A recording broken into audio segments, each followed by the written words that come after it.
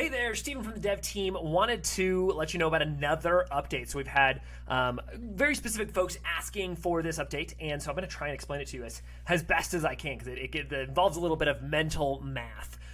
So duplicate contacts. Previously, we have a great system in place for recognizing duplicate contacts, and for 95% of situations, it works because most people do not want duplicate contacts. Obviously, if you turn this on, nothing else is going to matter. You're going to say, hey, I want you to add a duplicate contact every time that somebody submits a form or takes an action. Most folks don't want that. So we're going to keep this off and tell you how it works. So normally, the system has to check one kind of unique identifier and then the next. And so now we have the ability to decide which order are we going to check in, or are we going to only check one. And so the default way was email and then phone, but now you can choose email and then none, or phone and then none, or phone and then email. And so what this does is, let's say there's a form submission of a contact that maybe already exists in your system, and maybe that contact only had given a phone number previously. So it's going to try and search by phone number, and then if it finds it, it's going to update the email instead of creating another contact with just that email.